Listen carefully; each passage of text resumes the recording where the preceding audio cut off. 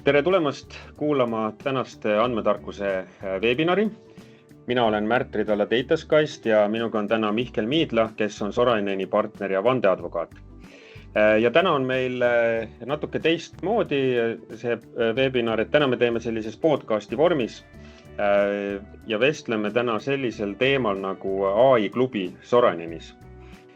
Ja äkki siis Mihkel alustakski sellest, et me kohtusime, tundus väga huvitav mõte, et kuidas ühes organisatsioonis AI-d kasutusele võtta ja siis äkki sa räägidki paar sõna Sorainenist ja sellest, kuidas see AI klubi ellu tuli. Ja, tere! Jah, et tõesti, et selline üritus meil on käima tõmmatud nagu AI klubi.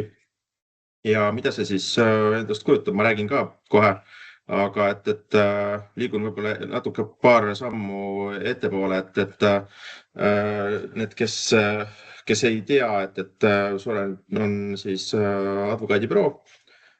Meil on üsna palju töötajaid, kuskil 120 Eesti kontoris, ma arvan, ja nendest kõik ei ole mitte advokaadid, et meil on nagu päris tugev tugitiimide meeskond ka, kus on erinevad funktsioonid nagu turundus, siis HR, finants, et kõike nagu on.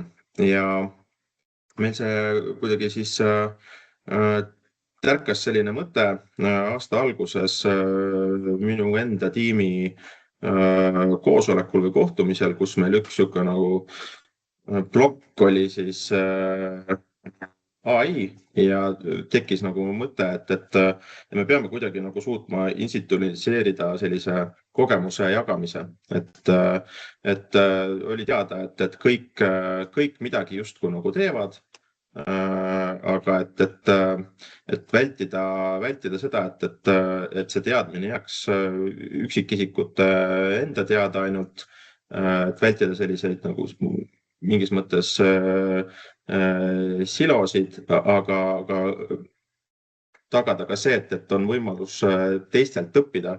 Et siis tundus, et selline formaat, et kus inimesed tuleksid kokku ja siis lihtsalt räägiksidki sellest, et mis nad teinud on või kus nad näevad, et midagi oleks lahendada ja proovime seda võib-olla siis ühiste mõtetega lahendada. Et see klubi formaat iseenesest meil on täiesti vabatahtlikkusel tuginev, et kui meil ütles, et meil on kuskil 120 töötajat, siis selle vabatahtlikkuse alusel näitas huvi üles kuskil 50 ja ma ütleks, et meil on 20-30, kes käivad nagu täitsa regulaarselt kohal ja me teemegi seda, mis me ütlesime, et näitame siis, mida keegi teinud on, mõnikord teeme siukse nagu interaktiivsemaid sessioone, et proovime luua siis mingisuguseid toimivaid lahendusi või nende prototüüpe. Ja nüüd just eelmine nädal käis meil tegelikult siis ka esimest korda üks välisesineja rääkimas. Et ta on kuidagi nagu üsna kenasti käima läinud üritus meil. Kui aktiivne ta on või kui tihe, et kas see on nagu, ma ei tea, kord kvartalis või kord nädalas või kuskil seal vahepeal? No, me praegu oleme kohtunud keskmiselt korra kuus, et nagu paljude asjadega suvel ilmselt jääb see paus natuke pikem, aga me oleme niimoodi kuskil kord kuus oleme kokku tulnud ja see tundub, et täitsa siuke paras vahemik. Ja see valdkond on ise ka nii kiiresti arenev, et see, millest siin aasta alguses räägiti, millest võib-olla nagu mõtted said alguse, et mõned asjad on nagu tehnoloogia arenguga nagu väga nagu triviaalseks muutunud, aga vähemalt oskame nagu neid näha ja tajuda, et kuidas see valdkond nagu väga tempokalt areneb. Kui ma olen rääkinud erinevate ettevõtete juhtide ja andme ja AI inimestega, siis tegelikult üks selline küsimus, mis nagu läbiv on see, et ikkagi keerukas on määrata, et kus AI-d saaks kasutada, mille jaoks ja seda noh, nagu üldine arvamus on, et niimoodi, et me juhid siin otsustame ära, eks ju, et hakkame nüüd seal kasutama, et see võib-olla no vahest on efektiivne, aga võiks ka kuidagi inimestelt küsida ja nemad, spetsialistid, leiavad võib-olla isegi paremini neid kohti oma töös, et kas teie selles klubis olete ka juba näinud seda, et sealt leiab vastuse küsimusele, et mille jaoks ja kuidas AI-d kasutada või? Jah, aga nagu ma ütlesin, et võib-olla iga ühe jaoks see nagu täpne use case võib ollagi individuaalne. Nii nagu, ma ei tea, inimesena me teeme ka ju, ma praegu räägin rohkem võib-olla siis advokaatide poolelt, et kõik teevad natuke erinevat tööd. Kõigil on endal natuke eri teadmine, mille raames siis AI tööriistasid saab kasutada nagu siis töötulemuse võimestamiseks. Aga võib-olla laiemalt nagu tuleb vaadata nagu seda ökosüsteemi või hügieeni, kus neid tööriistasid kasutatakse. Et seal on siis juhtimise vaatest võib-olla ongi nagu see, et esiteks erinevad funktsioonid peaksid siis saama kasutada ka nagu neid tööriistasid, mis neile tegelikult nagu kõige paremini sobivad, on ju, et optimeerida seda kuidagi ära, et kindlasti ei ole niimoodi, et finantsinimesed peaksid ilmtingimata kasutama neid samu tööriistasid, mis õigusnõustajad, eks. Ja nende, jah, et need valikuid tuleb teha ja siis tulevad ka need õiged nagu kasutusjuhtumid, mida siis AI-ga saab ära teha. Siit ongi järgmine küsimus, et kuidas ma kasutan võimalust ikkagi vandeadvokaadilt ka küsida sellest vaatest, et mismoodi teie reguleerite seda, et mida keegi võib kasutada ja mida mitte, et kui üks äärmus on meil see, et las kõik kasutavad ükskõik kuidas ja ükskõik mida, eks ju, et kas või oma erakonto alt lükkan sinna kliendi andmebaasi sisse ja küsin, et palun analüüsi või siis teine äärmus jällegi, mis võib-olla ka osutub piduriks tihti, on see, et kuidagi kuskilt keskselt mõeldakse välja täpsed reeglid ja siis tihti nende reeglite väljamõtlemine võib-olla ka ütleme mitmerahvuselises organisatsioonis võtab hästi kaua aega ja ei jõuagi kunagi töötajateni, et aga kuhu see piir panna, et oleks nagu piisavalt paindlik, samas ei toimuks mingit, ei võetaks asjatuid riske andmekaitse ja konfidentsiaalsuse osas. Jah, et see võib-olla see on üsna, siin on nüüd mitu teemat põimus, et kust ma alustan. Kust need reeglid siis tulevad või kuidas meie seda vaatame, et ikkagi selline nagu IT või ütleme IT-vaatlikkuse ja kogu see hügieen on tegelikult A ja O. Nüüd meil täpsemini on ka veel advokaadibüroo, eks meil on oma klientide ees juba nagu seadusest tulenev saladuse hoidmise kohustus. Meil ütleme, et seda poolt on ikkagi nagu,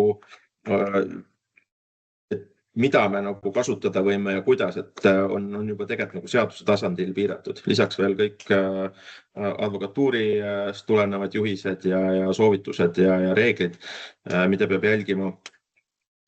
Lisaks siis me oleme veel, ütleme, et me oleme nagu seda infoturvet ise ka nagu väga tõsiselt võtnud, et vist oleme ma arvan, siiamaani üks väheseid advokaadibüroosid üldse, kellel on ISO 27000 sertifikaat, et see paneb meile teatud nagu piirid ja tegelikult on see ka ääretult mõistlik, sest et siis me teame, mida milleks võib kasutada ja me saame kindlad olla, et meilt siis selle nii-öelda erinevate AI mudelite ja asjadega katsetamised ei vii siis konfidentsiaalset teavet kuidagi ära.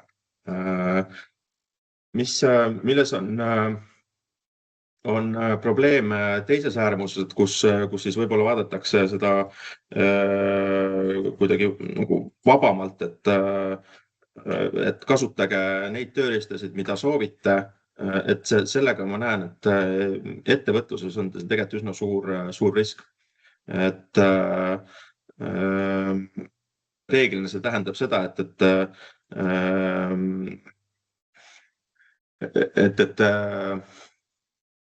reeglina see tähendab seda, et kasutatakse võib-olla neid kõige lihtsamaid consumer taseme subscription eid, inimesed ise kasutavad või teevad need tellimused. Info läheb nendesse promptidesse, millega siis tehakse, kes teab mida, treenitakse mudeleid edasi, mida see tähendab konkreetse organisatsiooni konfidentsiaalsele teabele. See tähendab seda, et sellest konfidentsiaalse teabe kaitsest võidakse ilma jääda. Ehk et konfidentsiaalse teabe mõiste hõlmab juba seda, et me ise kuidagi mõistlikke pingutusi teeme, et seda kaitsta. Ja nüüd, kui meilt läheb eriteadmine või mingi unikaalne teadmine läheb vabatahtlikult välja sellise klausliga, et sellega võib teha mida iganes, siis me sellest kaitsest ka ilma jääme. Tean, et Ameerika Ühendriikides on juba selle kohta ka kohtulahendeid olnud, kus on siis sattunud siis AI mudelitesse antud info näiteks kohtuvaidlustes tõenditeks. Et seda peab tegelikult tõsiselt võtma, sellepärast, et see ei ole niimoodi, et jah, et meil on nagu, ma ei tea, advokaatidel on hästi kõrge see konfidentsiaalsuskohustuse tase ja hoidmine ja teistel nagu ei ole, et me võime teha mida iganes. Ma väidan seda, et iga ettevõte, kellel on ärisuhted, et neil on ka enamikel neil on mingisugused konfidentsiaalsuskohustused oma klientide ees, võib-olla ka oma töötajate ees. Et soovitaks vältida sellist täiesti vaba kasutust, eriti just consumer mudelite kasutamist tööalastes küsimustes. Kuidas sinu hinnangul on, et kas need mudelid, mille eest siis maksma peab, on nad kindlamad kui siis tasuta mudelid või kus see piir läheb, et kui täpselt seda lepingut peaks lugema, või terms and condition'id, mis? Tegelikult peab täpselt lugema, et seal on üsna mitu asjaolu, mida peab vaatama, et esimene on kas saab üldse NDA, eks siis konfidentsiaalsuslepingu. Peab vaatama seda, et kas andmeid kasutatakse mudeli treenimiseks, mida peaks siis, kui soov on kaitsta konfidentsiaalset teavet, siis seda ei tohiks lubada. Ja kolmas pool, mis on, kuhu on üsna keeruline ka teinekord sisse näha, on see, et need, kellel on sellest nagu äri iseloomust vajalik. Aga ütleme, et see tegelikult puudutab kõiki, kes siin maailma piirkonnas tegutsevad, on see, et kas need andmed liiguvad ka Euroopa Liidust, Euroopa majanduspiirkonnast väljapoole. Ehk et niipea, kui seal on isikuandmed sees, et siis seal tekivad täiendavad kihid, mida peab jälgima. Vahepeal ütlen, et hea meelega võtame vastu ka küsimusi, et kirjutage neid siia K ja V chati.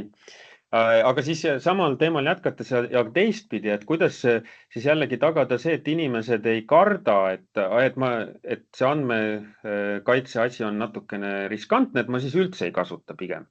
Et anda seda kindlustunnet, kas klubi kaudu te saate seda teha?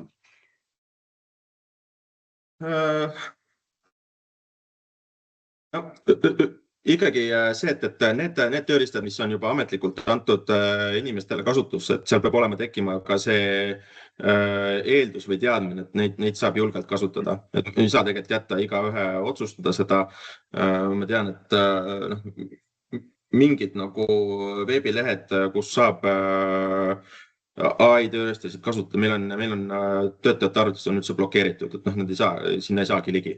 Aga noh, teiselt poolt jälle ettevõte ise pakub siis ametlikke nagu tööriistu ka, millega saab siis noh, natuke julgemalt neid asju teha. Ja ikkagi noh, tuletame kogu aeg oma seda nagu enda sisemist AI poliitikat ka meelde, et ei hakka nagu kõige tundlikumat infot ei pane niikuinii nendesse asjadesse, sul on minu hinnangul on ikkagi enamikel juhtudel on võimalik saada AI-st ja nende nagu mudelite toodetavast väljundist kasu ka niimoodi, et sa annad selle sisendi, annad kuidagi abstraktselt, et sa sellega nagu ei riku nagu otseselt midagi ega kedagi, aga sa saad oma probleemile mingisuguse lahendussuuna kasvõi, et see ei ole niimoodi, et kasu saab ainult siis, kui ma saan nagu live andmed sinna sisse panna, et niimoodi nagu playgroundina või proovimiseks saab kasutada ka selliseid nagu abstraktseid asju või siis luua lahendusi, mis tuginevadki ainult avalikule infole, et on need mingid nagu õigusaktide jälgijad või on need noh, ma ise olen teinud sellise asja, mis jälgib mul näiteks mingisuguseid nagu konverentside toimumisi, on ju. Et noh, seal ei ole nagu otseselt midagi konfidentsiaalset, on ju, et see on lihtsalt mingi abistav agent, mis teeb minu elu lihtsamaks. Aga äkki oskadki tuua mõned huvitavad näited siis, mis seal klubis on kasulikku sündinud? No, ma ütlen jah, et siin neid use case individuaalselt loetlema hakata ma kõike ei taha, aga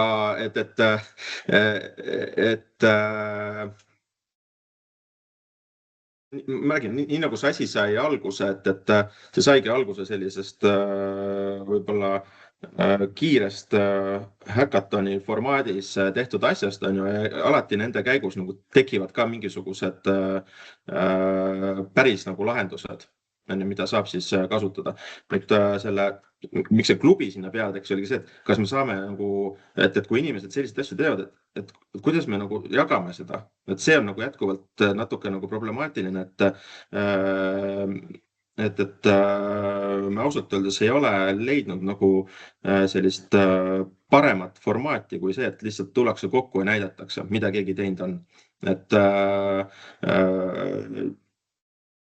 me oleme nagu iseenesest proovinud teha mingit sihukest nagu use case'ide andmebaasi või interneti lahendust, on ju, et kus siis nagu saab track ida neid asju, on ju, aga et see kuidagi nagu ei lähe nagu automaatselt käima, et see võib olla nagu laiem sihuke nagu muudatuste juhtimise nagu teema, et ei minda nagu kohe kaasa, et see on hästi suure nagu inertsiga teema, et alguses nagu ei saa seda kuidagi nagu vedama, on ju, kuni ühel hetkel see muudatus on käes, on ju, mida nagu jubedalt tahaks, on see, et oled ise selle muudatuse driver, mitte niimoodi, et kuskilt nagu üks päev ärkad üles ja vaatad, et maailm on nii palju muutunud, et ei saa nagu enam nagu millestki aru.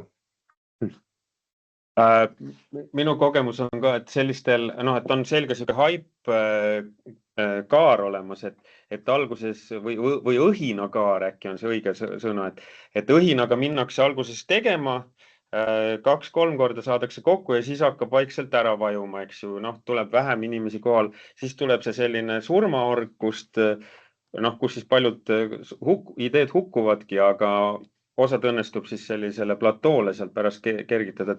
Kus see AI klubi teil on niimoodi sellises skaalas vaadatena?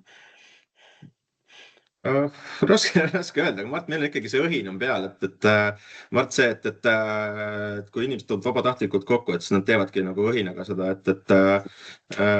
ja loomulikult on see, et igaüks meist, kes hakkab kuskil nagu sellesse nagu süvitsi sisse minema, et ühel hetkel tekib tõesti seesama et nüüd ma teen nagu mingeid nagu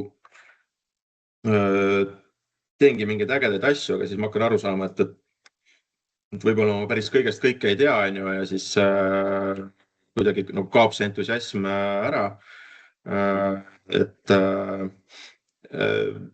ma arvan, et see on individuaalne, aga meil seal klubis praegu vähemalt tundub, et on õhin täitsa olemas. Et jah, nüüd võib-olla kui nagu tuleviku challenge itest mõelda, et siis, et kuidas neid, et kui keegi nagu nüüd tõesti nagu on mingi suurepärase use case'i leidnud, millest võiks nagu tervel organisatsioonil kasu olla, et me suudaksime siis organisatsioonina mingid paremad näited võtta ja need päriselt viia siis nagu teistele, kellel on samasugune funktsioon, et nad saaksid neid siis ka kasutada, et see on nagu praegu tegelikult see challenge. Võib-olla teinekord on siis, et mingit siukest nagu lihtsamat lahendust või use case'i, mille inimesed on teinud, et sinna siis on vaja natuke nagu siis professionaalsemat tuge meie IT-tiimi poolt ka juurde, et see nagu päriselt siis kõigile nagu laivi anda. Jah, et see on ka hea küsimus alati, et no võib-olla rohkem vibe koodimise osas, aga AI lahenduse puhul samuti, et kuidas sa näed, et see nii-öelda nagu tootmisesse, production'isse viimine võiks ja peaks toimuma või lihtsalt võtta kasutusele või peab seal olema mingi turvaauditit või et nagu päriselt kõik korraga hakkaks kasutama mingit loodud lahendust? Noh jah, et võib-olla kui päris nagu keegi on nagu mingisuguse uue äppi teinud, et siis kindlasti et keegi nagu, kes on spetsialist, vaatab selle koodi üle, vaatab, saab aru, mis seal nagu see materjal siis teeb või ei tee. Et oleks turvalisus ka tagatud, aga et kui me räägime siis nende samade mingite geneeriliste tööriistade raames tehtud harjutusi, et seal võib-olla alati ei ole vaja, et keegi on teinud, ma ei tea, kuskil Office 365 Copilotis on teinud mingisuguse agendi, et kas seda kõike peab IT nagu auditeerima, ilmselt mitte, et see ongi nagu see playground, kus inimesed saavad toimetada. Aga nii-öelda selle playground'i nii ütleme andmeturve ja konfidentsiaalsuse osas kui ka rahalises mõttes annab teie töötajale nagu teie IT ette või kui vaba see on, et kus liivakasti piirid on? Liivakasti piirid antakse ette jah, et nagu ma ütlesin, et seda otsust ei saa päriselt nagu igale individuaalselt nagu jätta, aga jah, et me oleme proovinud niimoodi teha, et kõik, et see ei ole küll niimoodi, et kellelgi on soov, et ta selle tööriista saab, aga et vaadatakse funktsioonid järgi ja siis proovitakse leida nagu need sobivad tööriistad. Hästi ja kas ütleme, et AI on, eks ole, ilmselgelt suur muudatus ja suur uus tehnoloogia, aga põhimõtteliselt on ikkagi nagu tehnoloogia, et kas AI on niivõrd eriline asi, et tema jaoks on klubi vaja, et miks ei võiks sama meetodit kõikide teiste tehnoloogiate või trendide või asjade jaoks teha või kuidas sa näed, et on ta lihtsalt nii suur muutus, et selle jaoks on põhjendatud teha klubi versus, ma ei tea, GDPR-i tulemine või mõni muu seaduse muutus või ma vist olen küll selles parteis, kes usub, et praegu on ikkagi maailm muutunud ja väga kiiresti muutumas selle koha pealt ja see ei ole, mida me praegu näeme, ei ole see hype, mis oli siis see metaverse või Web3, eks, et mis tuleb suure hurraaga ja siis hääbub kuskile. Et see on ikkagi maailma muutev trend tehnoloogilises mõttes on jah, nagu sa ütlesid, et tehnoloogia on tehnoloogia, neid ikkagi tuleb, aga siin see ikkagi toob kaasa fundamentaalselt selle, kuidas inimesed töötavad. Ja kui mitte seda, siis ta toob vähemalt kaasa selle ootuse, et inimesed on selles, mida nad teevad, on produktiivsemad või see töö väljund, mis tuleb, on kvaliteetsem, kiirem, et see nagu efektiivsuse saavutamise võimalus on siin täiesti kindlasti olemas. Küsikski siis lõppu sellise küsimuse, et kuidas on siis AI ja õigusbüroo, et noh, et me oleme siin lugenud ka uudistest, kuidas Boltis keegi tegi ai abil ise viis kohtuprotsessi läbi ja et kas ja noh, igasugu lepingute analüüsiks tõenäoliselt paljud kasutavad ai-d ja terms and condition'it ja muu, aga et kuidas sa näed tulevikus või lähitulevikus isegi saab olema vandeadvokaatide, juristide roll, kui nüüd kõik ise ai-st põristavad midagi? Jah, et see töö kindlasti muutub. Ma seda veel ei näe, et need, kes on oma töös osavad, et need päris tööta jäävad. Aga kindlasti mingi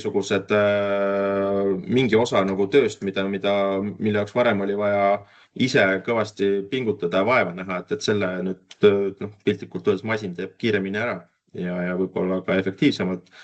Aga me praegu ikkagi jätkuvalt elame selles maailmas, kus on see inimotsustus on ääretult vajalik komponent, et ilma selleta ei pääse.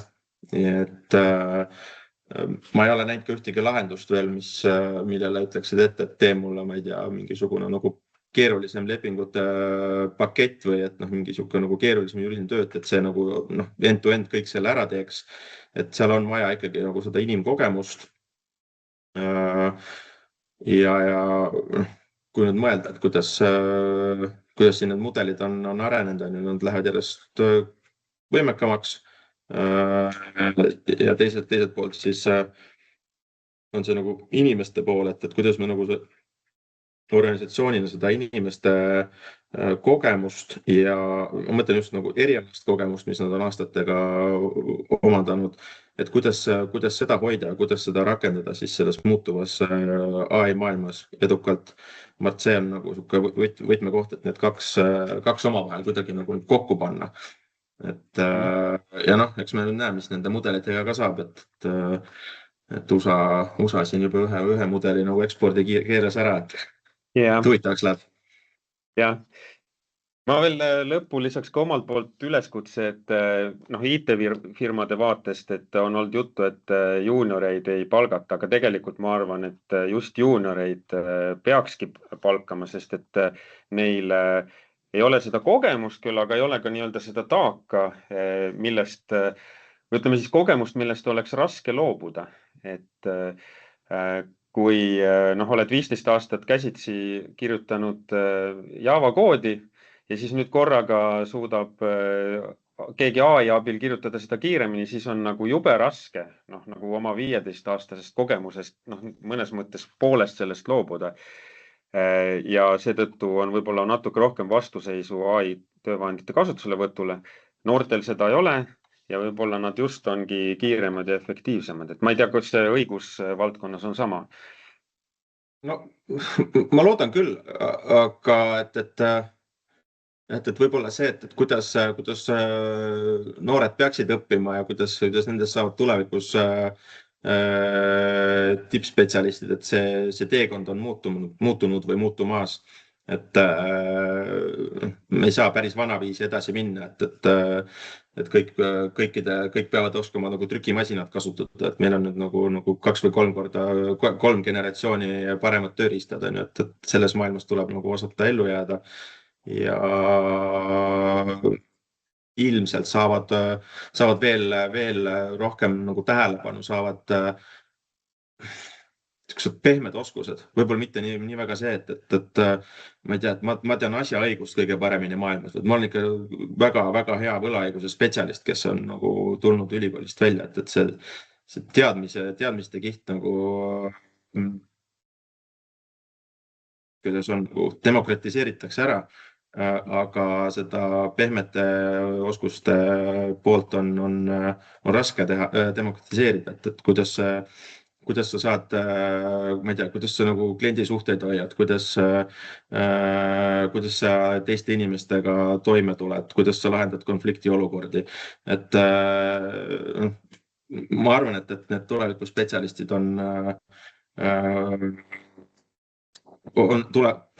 saavad olema nagu täiesti teise nagu skillseti ja ütleme, et tegelikult oleks ka võib-olla nagu õpetamist nagu teistmoodi vaadata laiemalt. Hästi ja suur tänu. Ma arvan, et ongi hea lõpetada mõttega, et inimsuhted on tähtsad ja muutuvad järjest tähtsamaks. Ja suur tänu meie kuulajatele ja siis järgmise korrani. Aitäh!